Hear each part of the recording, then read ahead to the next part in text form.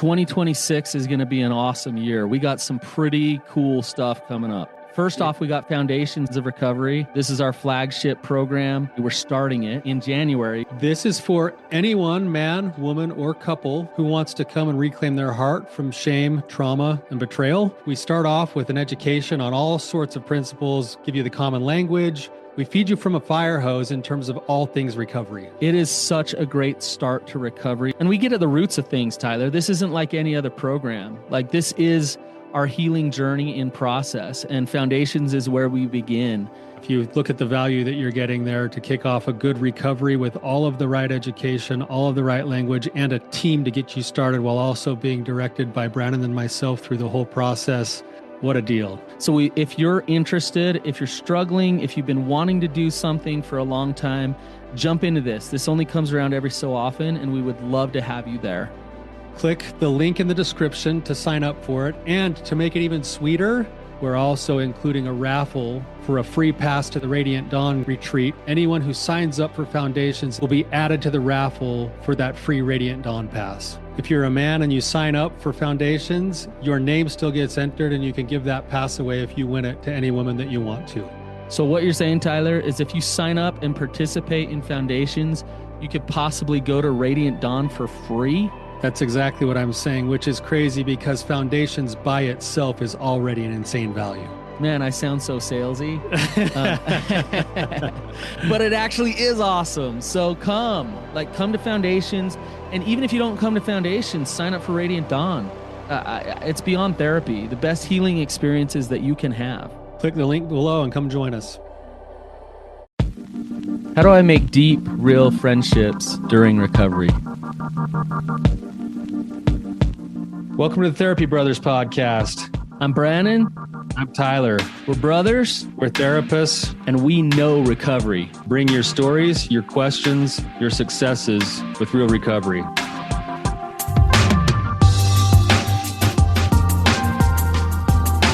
Hey, Tyler, you ready to have some hard conversations? Let's do it. Let the Therapy Brothers podcast begin. Brannon, what's going on, man? Not much. Just getting ready for Christmas, you know.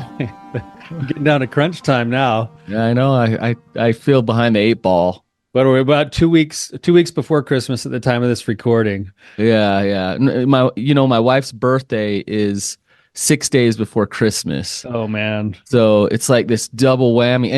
And it's this thing where, like, her birthday needs to be a big deal because, it's always been minimized by Christmas. And so, like, I can't go light on the birthday, but then we got Christmas right behind it. So, yeah. I know, that's hard. That's tough. My daughter Paisley, her birthday was yesterday, and she's a few weeks away from Christmas, but she's still like, we're singing happy birthday with all the Christmas lights in the background. It kind of gets overshadowed, it's a tough time. You got to wrap things in, like, not red and green. Like, this bright yellow gift is your gift. Here you go. Yeah. So anyways, so things are good. Yeah. Things good with you, Tyler? Great, man. Yep. Life is good. It's sweet. We having a little bit of a hard time. This is the trick for me with Christmas. The one place where I always struggle is trying to figure out the best, most meaningful gift for my wife. And what I've learned over the years is that the closer to Christmas it gets, it's the timing to Christmas that's the issue. So if I were to have thought of something before, like, the month of December, and I let her know that I thought of something and I already purchased it, it doesn't even matter what I get. She loves it. If I get the exact same thing like 2 days before Christmas, but she knows that I waited until 2 days before Christmas, then she doesn't like it because she doesn't feel cared about. You know what? You need to be like a year ahead. Like, you need to be buying her 2024 Christmas gift right now. Yeah, exactly. And then letting her know, even though I don't tell her what I got her, I just need to let her know that I was thinking about her. I thought about this and I got this done. Yeah, so, exactly. Yes. Yeah. So, well, awesome. All right. We have an awesome guest today. Shalisa, welcome to the show. Thank you. Shalisa, if you could just tell us what's going on, kind of where you're at, give us a little bit of context, and we'll go from there. Okay. Kind of typical story. Husband and I both grew up LDS, Utah, all those things. He served a mission, came home, we dated, got married in the temple, yada, yada, yada, right? We've been married 20 years. And we have 3 kids. Our daughter's 16, son 14, daughter 11. So about 15 years into our marriage was D-Day.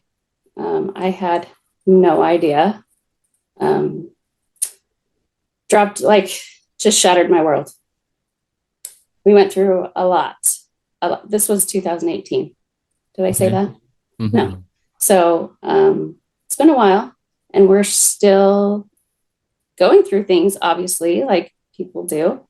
But I feel like some things aren't talked about a lot. Like with us, we hit some. So our therapist, which is amazing, I want to name drop Candy Hamilton. She's rock star. She is incredible, and she's incredibly difficult to get in with as well. Yes. So just so you know. That's fine. So we're only seeing her like a couple times a year at this point, but just because she's amazing, we just love that connection. Anyway, what was I saying? So one of her analogies she came up with was like a boat. We're on a boat and we're going along. I'm driving most of the time. My husband's, in the back, sometimes sleeping. Got the kids. I'm taking care of stuff. Sometimes he jumps up and rocks the boat. But that's going through some storms. We went through some storms. Like a lot of it is, one of our biggest one was finances. Another one was intimacy. And like a big one is parenting. Like how to come together on all of those things. So we're like, obviously we're going through life and things come up, but they're not as big. The storms aren't as big, if that makes sense. Mm-hmm. So now what I'm dealing with is that like friendships around me, like we name them like surface friendships, medium friendships, and like deep connection. And you can find surface friendships all day long. Not an issue. Medium, yeah, you can find them. Deep is where I'm struggling the most. So do you feel like there's something lacking with your support system? Yeah. And I should have said my husband is my best friend. Like I hope this is helpful for some people who are just starting in their recovery journey or what. There is hope. And if he chooses it every day and I choose every day, it can be really good. And I'm so grateful for the knowledge that I have. My eyes are open. Your Eden concept, I loved that. Like, I am so glad I'm not there. Mm-hmm. Yeah. So Shalisa, really quickly, I'm glad you're on the show here today. Finding and developing deep connections, is there been a difference in your ability to do that before recovery work versus where you're at now in recovery work, or has that just always just generally been a struggle? No, absolutely not. It's hugely different after I've been through therapy and recovery. And like, I can notice people who aren't capable, is that the right word, of getting there yet? I don't know if that makes sense. Mm-hmm. Is it more of a struggle now or less? Now. Okay. I didn't notice it before. Do you feel like you're trying to put yourself out there, have deeper connections, and that there's some level of maybe it's rejection, maybe it's just people not understanding and being able to connect with you? What do you think is happening? So I do put myself, I feel like I do. I am also like very introvert, so it's hard for me.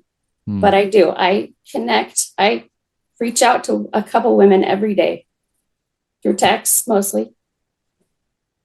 But it's not reciprocated. It's like you're putting forth the effort, but it's not given back. Yeah. No. Okay. So I don't know if I need to venture out different circles or something. Mm-hmm. It's kind of interesting because I'm hearing a little bit that you also maybe are maybe this is the curse of the recovery process too, is that you're more aware of certain principles that you weren't aware of before. You're more aware of the idea of what it actually means to be vulnerable or to actually have deeper intimacy, or maybe before recovery, when you weren't forced into this kind of world, you could have said you had 10 best friends. And now you realize that most of those best friends would probably fit in maybe more of a level 2 or 3, sort of like I look at it like a funnel with different layers, and there's like the inner circle, which is where you need just 2 or 3 people that are always there, that you're cultivating in and out, that are like your inner circle. And then there's your really good friends, and then there's some good friends, and then there's your acquaintances, and then there's the clerk at Walmart, like, and for many of us, before we're kind of thrust into this place of understanding the principles of vulnerability and empathy and all those things that come with recovery work, we think all of our best friends are inner circle people, when in reality, we didn't even realize we never had an inner circle. And so now we're in the business of trying to develop that inner circle, and there seems to be a gap or a deficit sometimes. It sounds like that's kind of what you're running into a little bit. Yes, absolutely. I think we need to, Tyler, we need to come back to what you're talking about when we talk about inner circle and like what deep, like friendship actually means.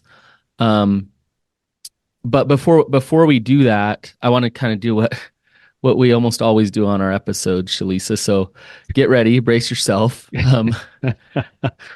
Before we go to this place of why is the world doing this to me? I think we want to start with, how am I creating this in my life? It takes some accountability to look at this and say, okay, what about I? Is it I? I was listening to one of our episodes recently, and Tyler was talking about getting out of drama, and he said one of the first steps is to look at, is it I? What do I do to create this? I'm going to sound kind of arrogant here, and I don't want to. But like I have a problem, Shalisa, where too many people want to go to lunch with me. Like they want to talk to me, they want to talk about their deepest problems, they want to like, and I used to go too much, and I'd like get tired of connecting to people, to be honest with you. I was sick of it. And I was, no one's going to call you anymore, Brannon. Thank goodness.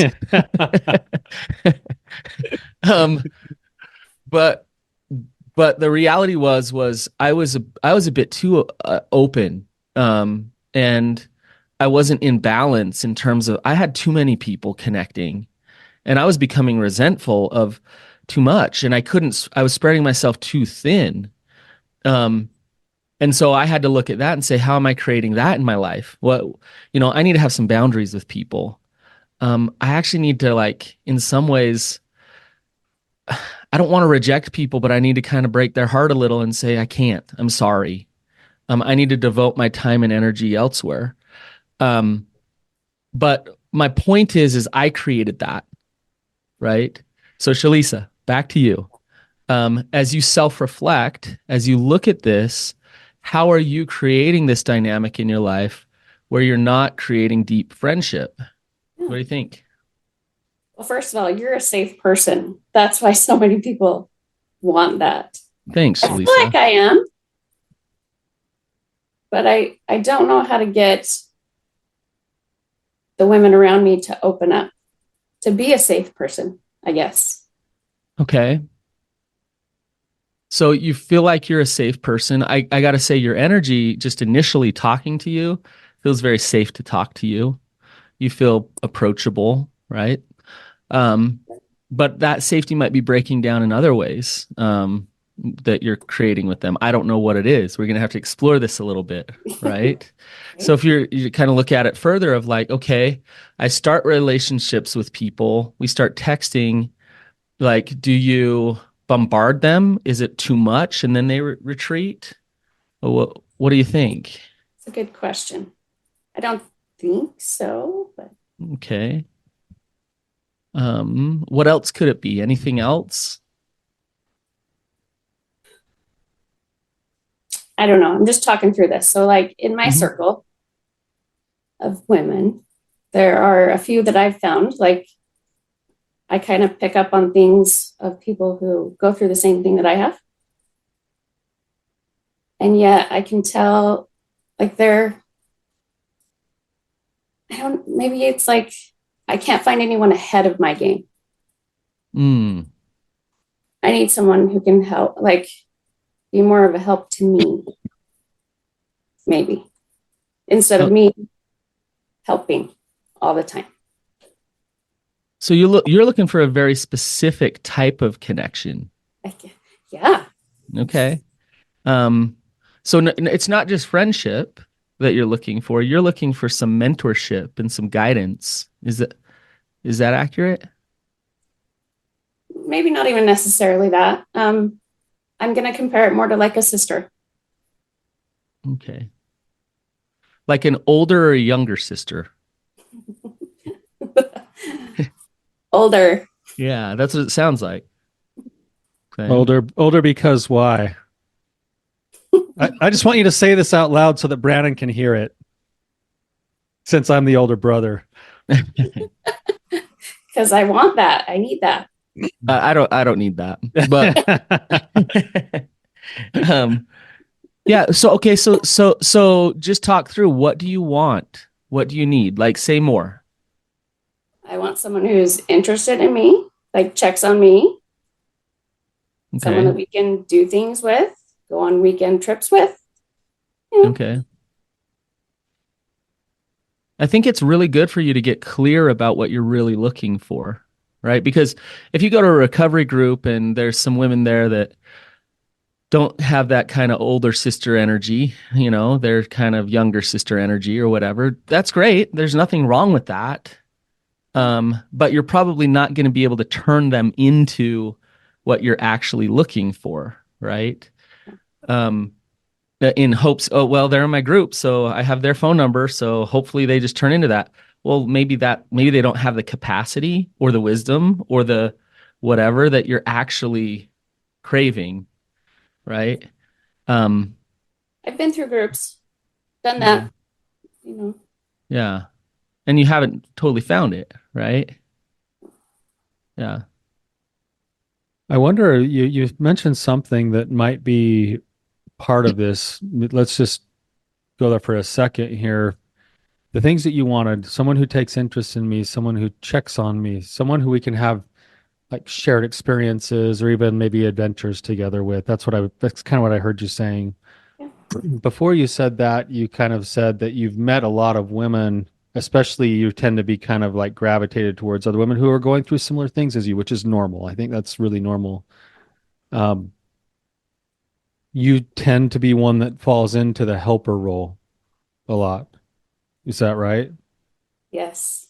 Yeah. And as you were talking, I was thinking about something Brene Brown said about relationships that that it's one thing to offer yourself to a relationship, but if it's a one-way relationship and you're always offering but never actually receiving, you actually damage the relationship because then people feel like they're more indebted to you rather than appear with you. And they'll almost actually push away from you, even though you're the one being kind to them. Does that make sense? Yeah. And I wonder if you're finding yourself where you're kind of in those kinds of relationships where some of the women that you serve, excuse me, they might actually be the right kinds of women to connect with, but it would maybe be work on your part to actually receive whatever they could give back right now. What do you think about that? I'm just thinking about some of the women. You're spot on, because actually I do have a relationship where, thanks to Kendi, she helped me realize that, yeah, I am doing 98% of the work and she's just taking it in. And so that's one of the relationship that I had to pretty much, like, it almost felt more comfortable for me to like end it, which I don't know if that's the right thing to do or not, but Yeah, I don't know either, but but right? but recognizing that pattern is there, it's like, okay, I'm cultivating this relationship, and then ask yourself, is it a general pattern? Do I tend to do 98% of the work in all of my relationships, and then do people tend to not connect with me as a result? Which sounds weird because we want to be the people that give. I'm the same way. Like, I do a lot of giving. I try not to do a lot of taking, but sometimes that actually hampers my ability to connect with people. So, but in Tyler, sometimes giving is taking. So, if I'm love bombing and I'm like, hey, I'm going to call this person because I care about them. I'm going to give them the best Christmas gift ever.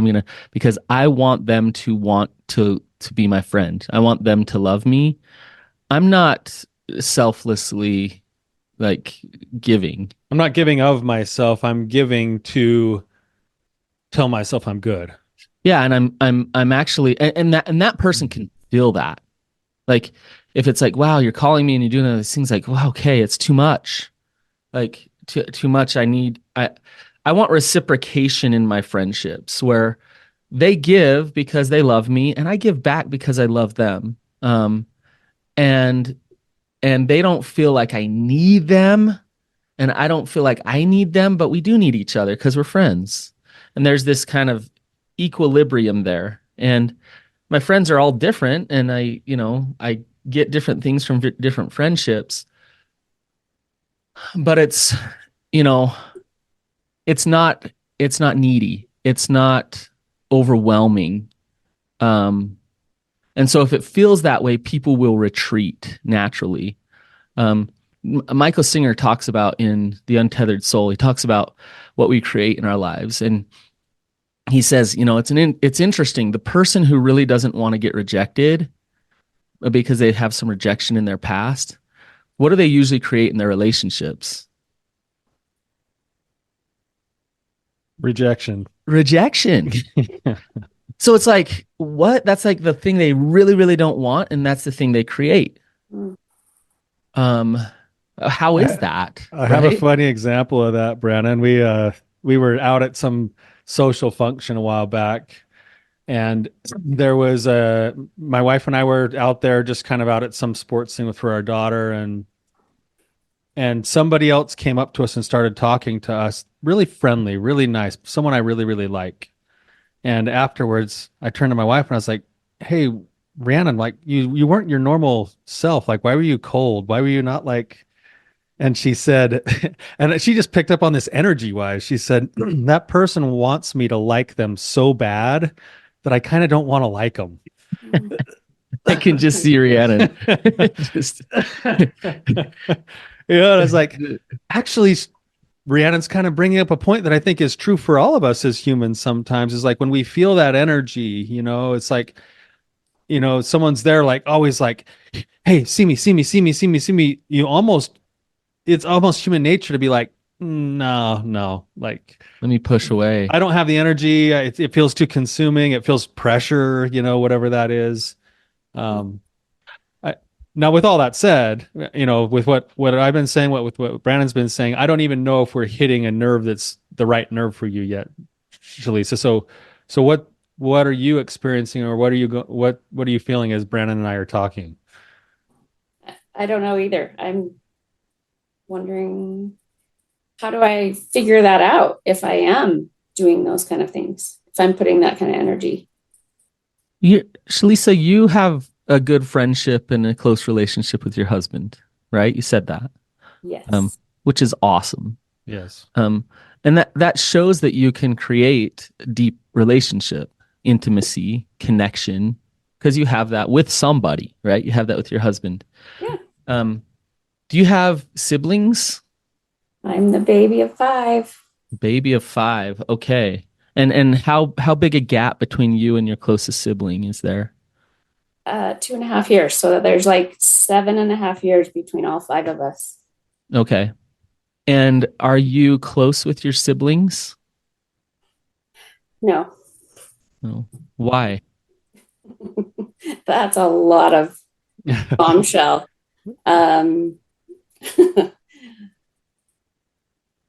I have one brother who is not a nice person.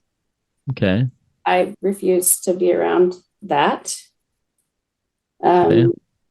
my sister and I, my older sister and I, we kind of broke our relationship when like when D-Day came, I didn't trust anyone. Like my trust was gone. Mm-hmm. And I told her everything. And then I think because I told her like I'm having a hard time trusting anyone, she felt very offended. Okay. So she kind of pushed away from you? I think both at first. Both? Okay. So it sounds like you were pretty close with her. Yes, I Yeah. was. And then a vulnerable situation presented itself, D-Day and your recovery. Yep. And in that vulnerability, you were scared, Mm-hmm. and she was probably a little scared too, was vulnerable, and that led to pushing away from each other. Okay. Um, and then you have two more siblings. You're not close with them, or? No, I'm not. So two older brothers. One's the one that's not very nice. The one doesn't live very close to me. So he has struggled his whole life. His issues that make it really hard to connect to him. Yeah. And then I have my brother that's just 2.5 years older that it's a surface relationship. Okay. Why am I asking you about this? Probably because I'm missing that. Yes. I mean, my best friends are my siblings. But I'm not asking you because of that. This reflects your family of origin. It reflects your trauma. It reflects how you were taught about attachment and friendship and connection. So your relationship with your siblings is fascinating because you all grew up in a similar system. All of you had a different experience. And so it's interesting that you're saying, I want more friendship. I want deeper relationships. But what you were taught in your family of origin from your parents hasn't led to creating close connection, especially with your closest family members, right? What's coming up for you as I'm saying this? Oh yeah, we could go on and on about my family. I grew up knowing that my mom kept things from my dad. Like it was just not good. So I'm like completely opposite of that. Like my husband, like we tell each other everything. Like we Mm-hmm. Are your parents still married? I don't know how. They are both the oldest of 5 kids. Like the entire relationship, not good. Mm. Yes, they are still married because yeah, that's a whole other episode. They're married because they don't quit, but they haven't necessarily developed a relationship that you'd want to stay in. Oh my goodness. I remember begging them in high school, well, get divorced. Just they have a commitment and they'll stick by that. What were the messages from family of origin, from your parents about and not just the explicit messages, but the underlying messages about relationship, about friendships that you learned and that you took on? Yeah. Thinking back, I watched my mom. She didn't have friends. She numbed a lot. So even with my dad, there wasn't much communication, like especially not good communication. So So isolate and numb. oh yeah. Yeah. Okay. Still, I think that's still what she does.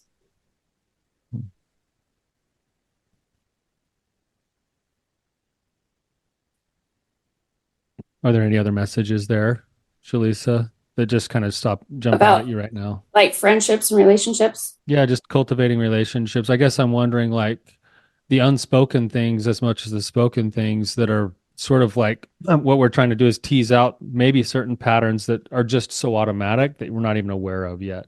Right. So that how does that affect a child that's being raised in that system without the child even knowing it?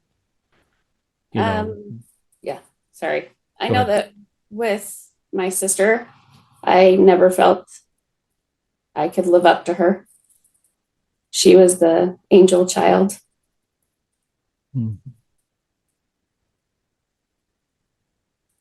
So you didn't feel worthy of her? I didn't feel worthy of my parents. I didn't feel love for my parents because I felt like she got it all, kind of thing. Like she was perfect in their eyes. Mhm. How did that lack of worthiness manifest itself in your life? Uh, a lot of not feeling good enough in most everything. And then that not feeling good enough would produce what kinds of behaviors or outcomes? Um, Here's an example. So, well, I think like to answer your question, like isolation You and pull away. yeah, yeah, not like this is a little example, but in Relief Society, like took me forever to be able to voice things.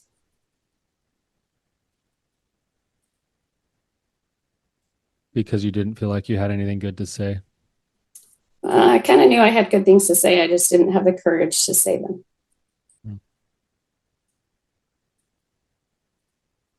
Would it be good enough? Would it be accepted? Would it be heard? Would it be valued? Like those fears, those questions were like in the background. Yeah, Yeah. for sure. Um, like if we kind of take where we're going, Shalisa, is we could have a conversation today about how people suck and like you can't make friends because they suck. Like we could have that conversation, right? Um, but Yes. where this is going is for you to look at it and say, okay, like let's just assume that there's good, wonderful people to connect to out there, that that's possible.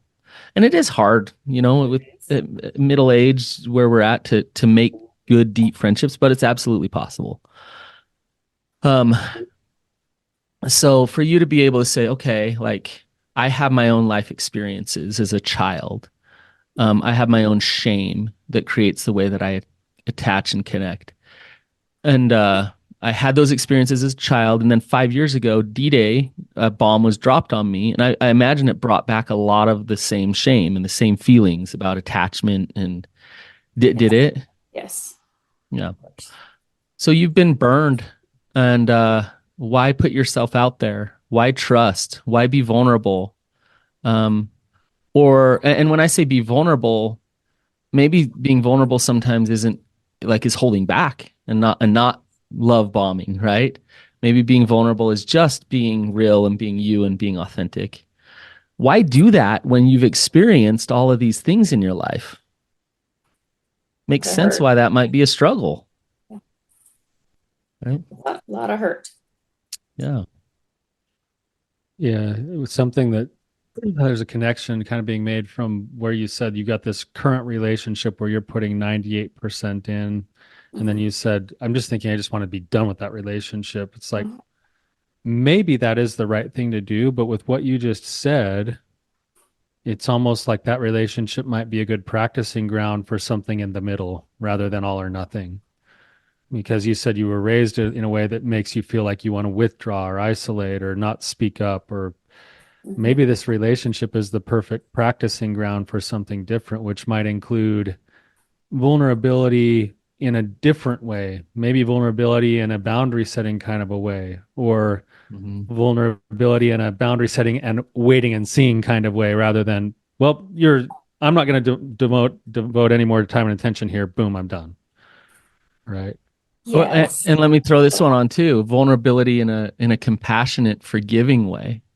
Like realizing that they suck in some ways, and you're going to forgive them and love them and see their suck and still like have compassion for them. Right. So we actually were vulnerable with them and said, hey, we are not feeling like we're being heard. Because it's more of I'm a good listener in relationships. And so I gravitate towards women who talk a lot. Mm-hmm. That makes sense. Yeah. So when we told them that, hey, we're not feeling heard, it didn't change much. They didn't hear that you're not being heard. Shocker. So when it doesn't change much, number one, good job. So you're actually stepping into this kind of a thing right now, right? Right. Yeah. Now that they didn't hear you after the first discussion, what now? It's so hard for me to want to go over there, like keep going over there. It's like, it's exhausting to listen all the time. I don't know how you guys do it. I don't know. You don't have to necessarily go over there. What now? I don't know. It's like Brannon saying no to lunch sometimes. It's true. Sometimes the no is a very valuable thing. And sometimes in a situation like that, if there's something that still feels worth fighting for, maybe it's not. I'm using this as an example with the assumption that maybe it's a good practicing place. Sometimes the no isn't just a no, it's a no with an invitation. So instead of like, hey, come on over and let me tell you about all my problems again, you'd say, no, I'm not going to do that. Right. Or you might say, you know what, that's not going to work for me. I'd love to go do this or that activity, but I don't want to come over and just listen to your problems right now. Right. So there's an invitation towards something that you're wanting rather than just a flat out no. Yeah. So I noticed that right after we told them that we didn't feel heard, she was trying, and I could see that, but it didn't feel real. Didn't feel authentic. But it can't because it's new. It's true. It's like in recovery work all the time. I get like guys coming into my groups and they're like, hey, Tyler, I went home and I did the exact things you taught me. I said these things and I did those things. And my wife just said to me, like, that doesn't feel real. Like that feels like you just heard that at therapy. It's like, well, what else is he supposed to do? Right? Right? Does it feel like there's a heart behind it, even though it feels mechanical and weird and wonky? Like that's something that we call the awkward application stage. And if the heart's behind it, the awkward application will eventually turn it into a skill. If the heart's not behind it, then it's just going to feel weird. I think too, I've had like partners tell me, they come to session, they're like, yeah, my husband gave me Brannon empathy all week. Thanks. Like, thanks a lot. It didn't feel that great. And I'm like, you know what? Stop and realize he's trying. Like he's trying to do what I'm telling him. The heart's not behind it. But here's something to think about, Shalisa, is like this friend of yours that is trying, to me, that shows some real friendship. So you gave her some feedback, and she tried to, in her own way, figure out how to change something. Why? Because she cares about you. Now, you don't trust her fully, and for good reason. You haven't been heard. But you also might not trust her some because of your stuff, because of your life experiences with trust, right? So then there's this uncomfortableness of like, we want connection. You might not be a totally trustworthy person, and I might not be totally willing to extend trust to create this type of friendship. And in that struggle is where trust and connection is actually built. If you stay engaged in that process, if you continue to open up and to see her struggle and to know her and be boundaried with her, and she continues to try to care, to try to listen, to try to be there for you, trust will start to get established. But in order for you to trust her, do you know what you're going to have to do? Tyler, you want to tell her? Well, see, I know where you're going with this, Do you Brannon. want to break the news to her? You want to make me be the bad guy? No, I can. No, yeah, you're right, Brandon. Like you're gonna have to practice that. You're Yeah, gonna you have to extend that practice. You're gonna have to same thing that you see her doing. You're like, man, I'm having a hard time. It was hard enough to have this one discussion, and then got weird, and she started doing this weird stuff, and it's like I kind of want to just either go back to how it was, or I want to just be done. It's like, no, actually, what I need to do is I need to go and acknowledge that she's trying, and Thank that you it for feels trying. weird, and that you appreciate the effort, and that it could be helpful this way or that way or the other way, or here's another invitation, Yeah. right? Which is scary and hard and really messy. It's really messy, you know. I want to kind of give you a scenario here, Shalisa, and this is kind of a little shift here, but I was running a women's group years ago, and there was a woman who had come in and monopolized group time. And she would also put a lot of feelers out there for people to validate her victim. So she was becoming toxic to the group. And this was a group of about 6 or 7 women. And all of the other women, except for one, responded a certain way. They shut up. They complained to each other behind the scenes. They roll their eyes Every time she opened her mouth. behind their back. Right. And I talked to several of them, and they just said, well, they wanted to be nice. They wanted to be kind to this woman who was monopolizing group time. Right. And then they come to you, Brannon, and they expect you to be the one to deal with it all. Exactly. And so what did I do? Right. Hand it back to them. Say, let's practice some healthy attachment here. Let's practice some connection here. Now, if you were that woman, Shalisa, what would you want? Validation. Okay, she wants validation. Okay. But if I were that woman and I'm driving the whole group crazy and I'm toxic to the group and all of these things, I would hope someone would tell me.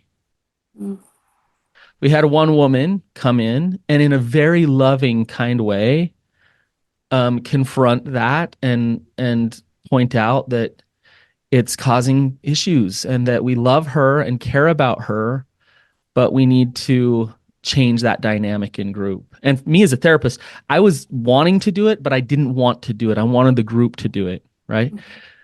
And so, was that loving? Was that nice of her? Yeah. Yeah. And so, you know what happened? Connection. She quit group and we never saw her again. Wait, what? No. Oh. But it was a gift. You know what? That woman fought for her in that moment. Yeah. That woman actually cared about her in that moment. And that woman opened up an invitation for real friendship in that moment. It seems backwards, doesn't it? Yeah. Yeah.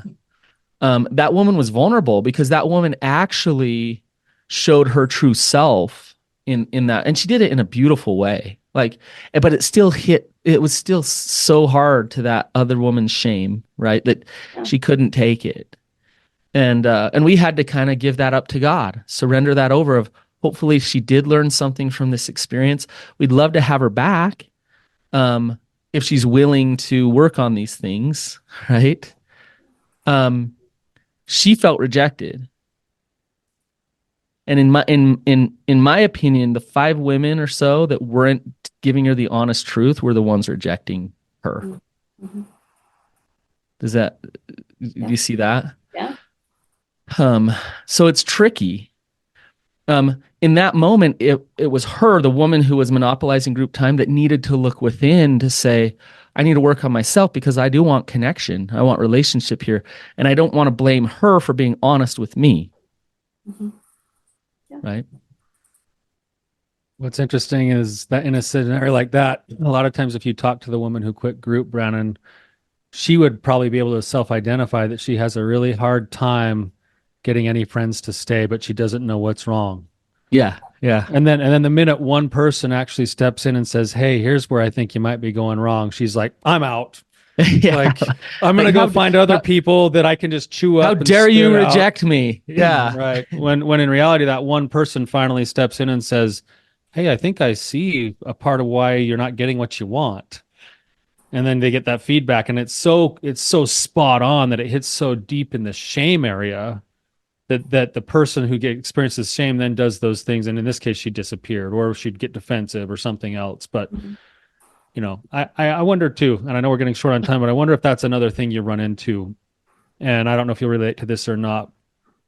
This may be a slight, just other piece to think about that's maybe not right on where we're at. But when I got in my own recovery, I started to taste the goodness of what recovery could bring. It was like I learned these new principles about authenticity and about transparency and about empathy. And what I found is that I was actually chewing up and spitting out relationships because I was coming into it wanting it to go to a certain place so quickly that I never gave it a chance to actually develop the way that it needed to, which was through other kinds of interaction, shared experiences, allowing other people to share their thoughts and feelings. Because I was always like, "Hey, here's this principle," or "Hey, this is a recovery movie," or "This is a that," or "This is," everything was recovery oriented. So much so that people, I'm sure, like they'd see me in the halls at church, or my neighbors would see me come out of the house and they'd be like, "I got to get out of here. I don't want the recovery discussion today." Like if I would have just slow played it just a little bit more, I probably would have been able to actually have a few more other connections that I felt like nobody wanted to connect with me because I'm just all I want to do is go deep now, And it's like, well, maybe that's true, but I never really gave anybody else an opportunity to have a platform to stand on because I was expecting things that they weren't ready for or capable of yet either. Mm.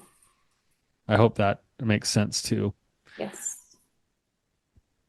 Yeah. Another one going along with that, Tyler and Shalisa, I kind of feel this from you, and I wonder is when you go through something so intense as recovery, you gain a lot of wisdom. And when you gain a lot of wisdom, it's this weird thing where you almost feel like people can't connect or don't understand. Because and again, it's not in an arrogant way, but it's they just don't have the progression or the growth that you've experienced. And so they're operating on a certain level that like you're not wanting to connect with, or you don't feel connected to there, right? Is that? Yeah. Yeah. Because you've been through the ringer. You put a lot of work in. Yeah. And so with that, it's this, it's meeting them where they're at. It's having compassion for them with where they're at in their progression in life.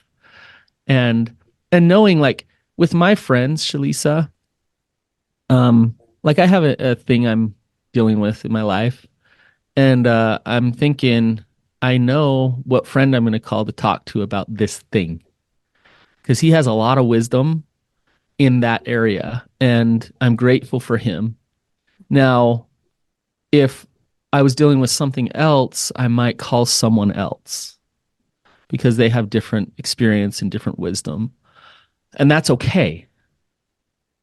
And I hope I'm that way for people. I know no one's going to call me to talk about like how to fix their car, or like it's probably not going to happen.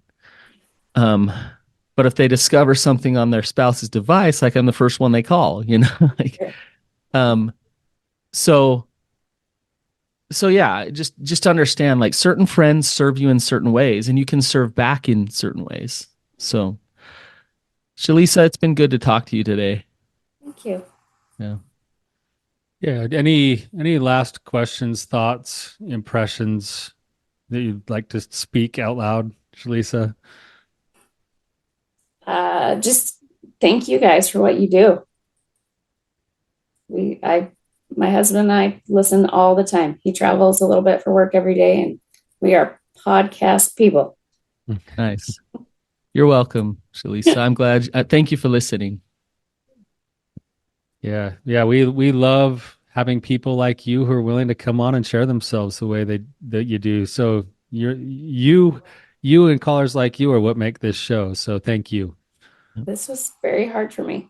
Yeah. You were very courageous. So Yeah. thank you. You'll probably have a little bit of a vulnerability hangover. I know. I know. So make sure you got lots of self-care and whatever forms of connection you do have access to. So you'll be fine. Yeah. But your willingness to come on and face that vulnerability and give of your courage has blessed other people's lives. So thank you for coming on, Shalisa. Really appreciate you. You guys, if this was helpful, share it, leave a review, and have a wonderful day. We'll see you guys.